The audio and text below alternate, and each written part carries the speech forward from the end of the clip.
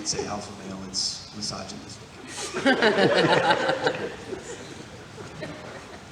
Crew Conaway, give it up for him. Crew Conaway, without you developing this past year, putting the time in the weight room, doing the things that you're supposed to do, we don't go where we go. You were that missing piece last year.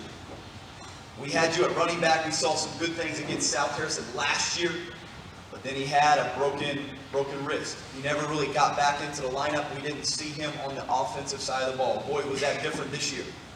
1,583 all-purpose yards, nasty. Or was it 1,700, something like that? I don't remember. 17 touchdowns. Offensively, this guy is an all-stater.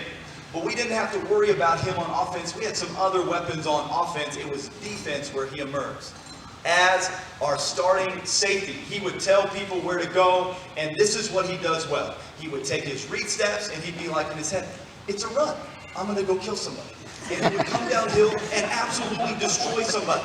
And every time, one of our linebackers, both of them interior linebackers are really good, but every once in a while they miss a tackle, immediately tackled by Crew Conaway, they punt the ball anyway. He would make tackles like a linebacker from the safety position. But then when he gets nasty, because he's a triple jumper, he has this crazy vertical, he's 5'10", jumps off 1 foot and can dunk. He'd go up and get all these interceptions in these games, and they'd always be in big moments. It'd be against Thayer, it'd be against Hamilton, be against Marceline in the state championship game on the 1 yard line. Even though you fumbled to get in that position, but it's all right. We sat Crew down. We were about to announce who the captains were, and we saw all the players picked Crew Conaway. And we're like, are they sure? because Crew was kind of one of those dynamic personalities the year before. We weren't sure. But we sat him down in the coach's office, and we said one thing. We said, are you sure you want this? Because we will either win the state championship with you, or we'll crumble with you. It all has to do with your personality, your alpha maleness. Because you're a person that people follow. And you know what? You let them. You led them to the promised land, and you got it done.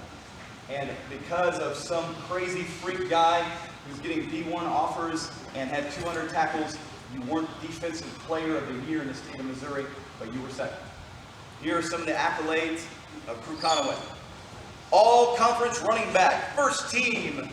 All-conference safety, all-district KMZU Dream Team, KKWK All-Star Team, all-News Press, first team DB, and first team unanimous all-state DB. Give it up.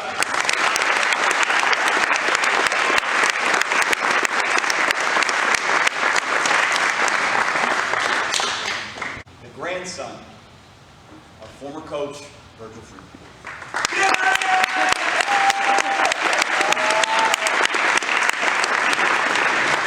Okay, so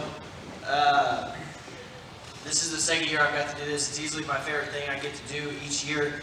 I have people that help me pick the person for this award, just so people don't think I'm just giving it to my favorite or whatever. So I have people that help me do this. The Virgil Freeman Award is named after my grandpa. He coached here for 20 years. Some of the characteristics that we look for in the guy that earns this award are aggressive, hardworking, someone who loves football. When Grandpa passed away in December, I reached out to a lot of people who played for him, and I asked just for them to share stories about my grandpa to me, because I really never got to see him as coach. Like, he was grandpa to me, he was never coach to me, so I asked people, what was, some of your stories about Grandpa? And the one thing that people kept telling me was that your grandpa never gave up on me. He never gave up on me when he could have. It got hard, I was too much, whatever.